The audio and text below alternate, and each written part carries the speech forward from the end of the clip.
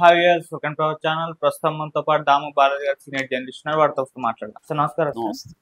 Sir, Chiranjeevi గారి అభిమానులు బాలకృష్ణ గారి పైన ఫుల్ అయితే ఫైర్ అవుతున్నారు సార్. అంటే చిరంజీవి గారికి బాలకృష్ణ గారికి కూడా ఒక కోల్డ్ వార్ స్టార్ట్ అయినట్టుగా మనకు కనిపిస్తుంది. అంటే నిన్న బాలకృష్ణ గారు అసెంబ్లీలో చేసిన కామెంట్స్, చిరంజీవి గారిని వాడు అని ఏకవచనంతో సంబోధించడం, మరి జగన్మోహన్ రెడ్డి గారి పైన విమర్శలు చేయడం, జగన్మోహన్ రెడ్డి గారిని అసలు చిరంజీవి గారు గట్టిగా అడగలేదని విమర్శించడం, ఇవన్నీ కూడా మనం చూసాము, వైరల్ అవుతున్నాయి. ఇది ఇప్పుడు మెగా అభిమానులకు అయితే కోపం తెప్పించింది. మరి ఈ కామెంట్స్ ఏ విధంగా చూడాలి, దీనికి చిరంజీవి గారు ఏ విధంగా రియాక్ట్ అయ్యారు, దీన్ని అదునుగా చేసుకున్నట్టు వైసీపీ కూడా బాలకృష్ణ పైన ఫుల్ ఫైర్ అవుతున్నట్టుగా తెలుస్తుంది. ఫుల్ ట్వీట్లు విమర్శలు కూడా చేస్తున్నారు. మరి వాళ్ళు ఏ విధంగా రియాక్ట్ అవుతున్నారు, ఎంటర్ ఇష్యూని ఏ విధంగా చూడాలి? సడన్ గా బాలకృష్ణ ఒక 2 వాక్యాలు ఆయన సరిగా మాట్లాడరు లేదో గానీ మొత్తం ఒక తేనె తుట్టును కదిపినట్టు అయిపోయింది. బాలకృష్ణ ఒక సంచలనానికి తెరదీశాడు. నిజానికి బాలయ్య బాబు ఎప్పుడు కూడా పబ్లిక్ మీటింగ్ లో ఇట్లాంటి మాటలు మాట్లాడి సంచలనానికి తెరదీస్తూ ఉంటాడు. ఇప్పుడు ఇది వేరే రకమైంది. ఎందుకంటే కూటమిలోనే చిచ్చు పెట్టినట్టుగా అయిపోయింది బాలయ్య బాబు.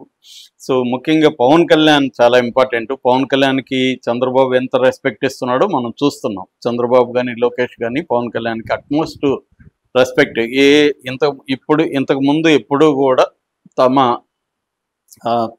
తాము కలిసిన పార్టీలతో చంద్రబాబు ఇంత ఇంపార్టెన్స్ ఏ నాయకుడికి ఇవ్వలేదు. మొదటి నుంచి కూడా చాలా ఇంపార్టెన్స్ ఇస్తున్నాడు. దానికి కారణాలు కూడా ఉన్నాయి. ఎందుకంటే చంద్రబాబుకి చివరి ఎన్నికలు కాబట్టి ఎట్లాంటి పరిస్థితులను గెలవకపోతే జగన్ అక్కడ మళ్ళీ వస్తే మాత్రం చాలా కష్టం.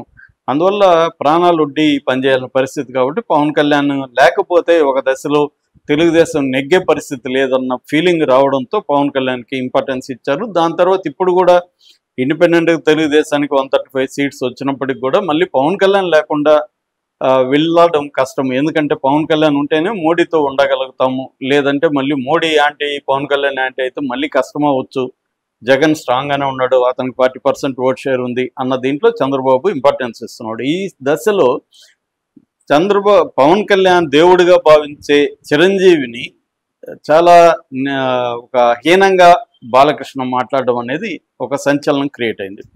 కాంటెక్స్ట్ ఏంటంటే అక్కడ నిన్న కామినేని శ్రీనివాసరావు మాజీ మంత్రి, ఇప్పుడు ప్రజెంట్ ఎమ్మెల్యే, ఆయన మాట్లాడుతూ సినిమా ఇండస్ట్రీని అసలు జగన్ పట్టించుకోలేదు, అవమానకరంగా డీల్ చేశాడు. సో చిరంజీవి గారు వీళ్ళందరినీ తీసుకెళ్దామని అడిగితే ఆయనే లిస్టు పంపించాడు. ఎవరు యాక్టివ్గా లేని ప్రభాసు, మహేష్ ఇలాంటి వాళ్ళని పిలిపించారు. అందులో ఆ లిస్టులో బాలకృష్ణ పేరు కూడా రాయలేదు. అయినప్పటికీ చిరంజీవి గారు వీళ్ళందరినీ తీసుకుని వెళ్తే పేరుని నాని సినిమాటోగ్రఫీ మినిస్టర్, ఆయన కలవమని జగన్ చెప్పాడు. సో అప్పుడు చిరంజీవి గట్టిగా అరిచాడు, ఏంటి మేము ఇంత కష్టపడి ఇక్కడికి అందరినీ తీసుకొస్తే ప్రత్యేక ఫ్లైట్ పెట్టి మీరు ఆయన కలవకపోతే ఎట్లా అని నాని మీద అరిస్తున్నప్పుడు అప్పుడు ఇంకా విధి లేకుండా వచ్చాడు ఈ శాడిస్టు అని జగన్ని శాడిస్టు అంటూ 2-3 సార్లు ఎంత శాడిస్టు చూడండి అన్నట్టుగా చెప్పాడు. ఇది నిజానికి కూటమికి ఆనందం కలిగించే విషయం. ఎందుకంటే జగన్ శాడిస్టు, చిరంజీవికి అవమానం జరిగింది, సినిమా ఇండస్ట్రీకి అవమానం జరిగింది అనేది ఆయన ఎస్టాబ్లిష్ చేశాడు. ఇది ఎప్పటి నుంచో ఇదే కథనం నడుస్తుంది. పవన్ కళ్యాణ్ కూడా స్వయంగా మా అన్నకి నమస్కారం చేస్తే ప్రతి నమస్కారం చేయలేని ఒక హీనమైన సంస్కారం అన్నట్టుగా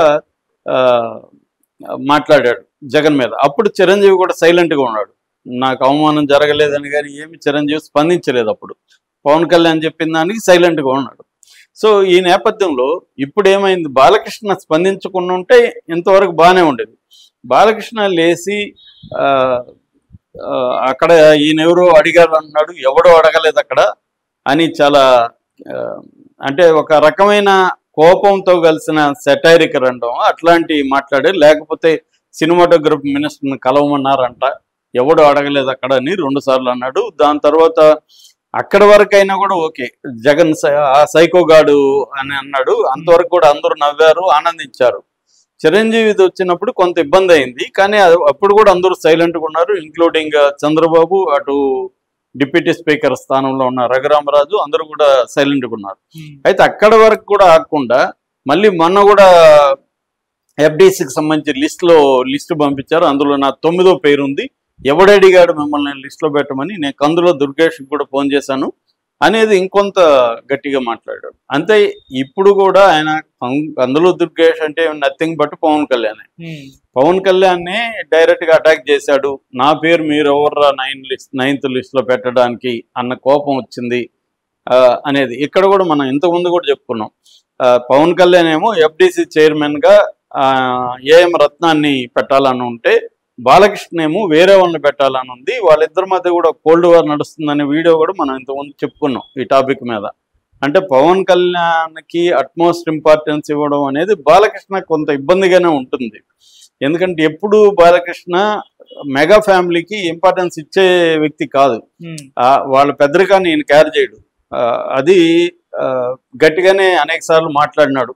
ఒకసారి నేను క్యార్ చేయను, ఐ డోంట్ కేర్ అని, తర్వాత మా బ్లడ్ వేరు బ్రీడ్ వేరు అని, తర్వాత నాగబాబుకి ఈయనకి నా బాలకృష్ణ ఎవరు అంటే ఆయన ఎవరు పాత యాక్టర్ గురించి బాలయ్య అంటే ఆ బాలయ్య అని నాగబాబు వ్యంగ్యంగా అడగడం, ఈ బాలయ్య ఎవరు నాకు తెలియదు అనడం, ఇవన్నీ అప్పట్లో బాగా కాంట్రవర్సీ అయినాయి. సో ఇప్పుడు ఏంటంటే ఈయన ఇప్పుడు ఈ నేపథ్యంలో ఇలాగ మాట్లాడిన దాన్ని ఎవరో కూడా ఖండించడం కానీ లేదు, పైగా సైలెంట్గా ఉన్నారు. ఇంకా రఘురామకృష్ణరాజు అయితే వెరీ గుడ్ సార్ అని కూడా అన్నాడు. ఇది ఇప్పుడు బాగా సంచలనంగా మారింది. దీంట్లో ఇది ఇక్కడ వరకు ఆగితే కూడా ఇది ఇష్యూ అంత అయ్యేది కాదు. కానీ చిరంజీవి ఎప్పుడు లేని విధంగా ఇమీడియట్ స్పందించాడు. ఆయన ఎక్కడో విదేశాల్లో ఉంటే కూడా వాళ్ళ సేకరణి వాళ్ళ పిఆర్ఓ ద్వారా రాయించాడని చెప్తారు. అంటే ఆయన డిక్టేట్ చేస్తే ఇతను రాసి ఇక్కడ రిలీజ్ చేశాడని ఈ శేఖరు.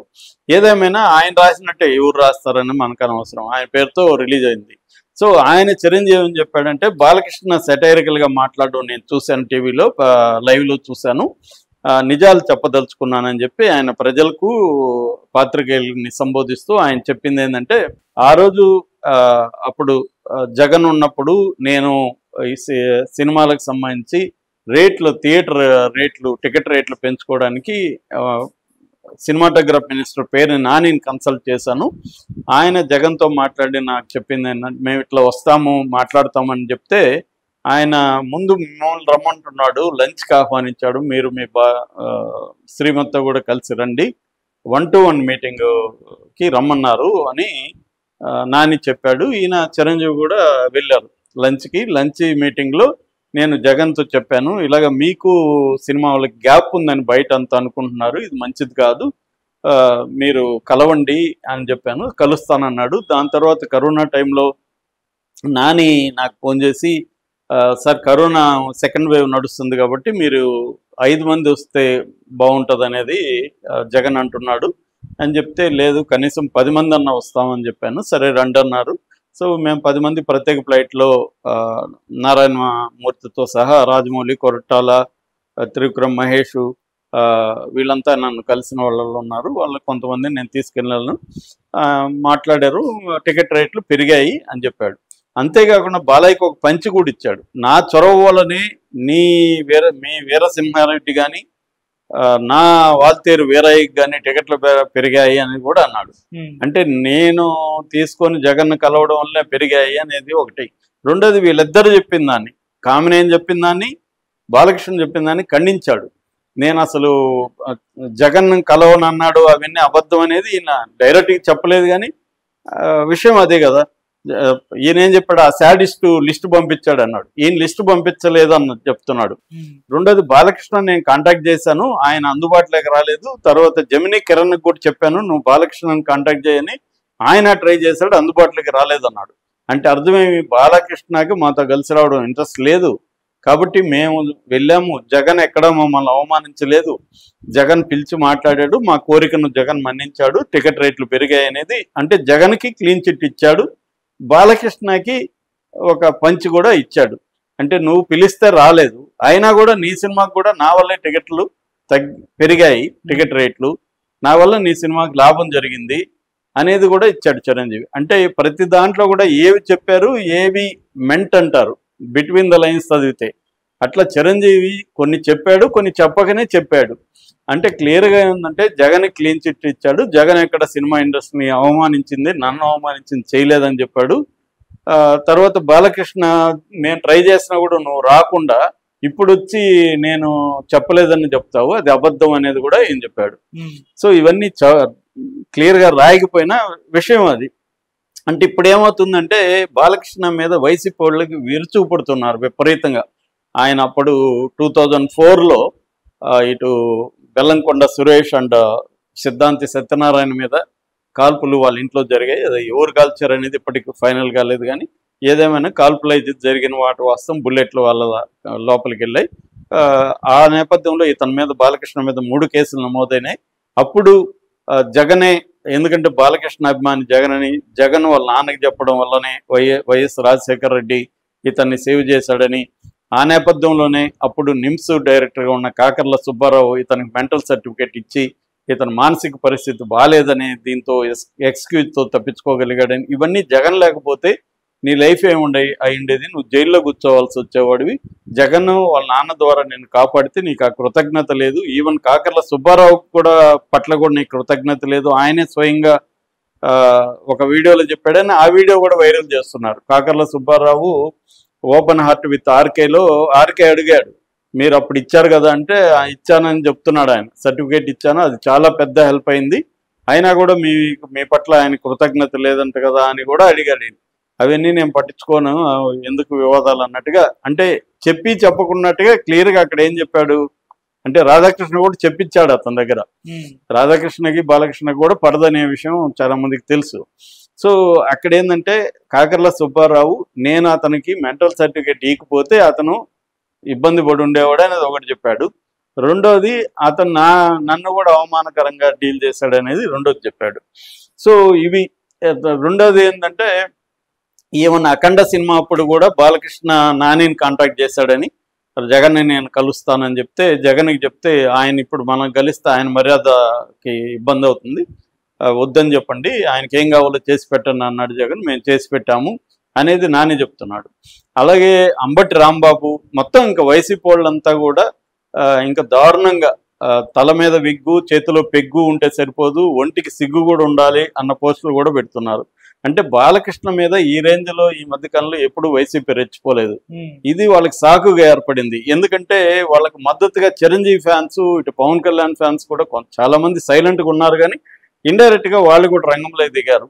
ఎందుకంటే చిరంజీవిని ఈ స్థాయిలో అసెంబ్లీలో పైగా అది కూడా ముద్దగా మాట్లాడుతున్నాడు, ఇతను మందేసి వచ్చినట్టున్నాడు అని కూడా చాలా మంది అంటున్నారు.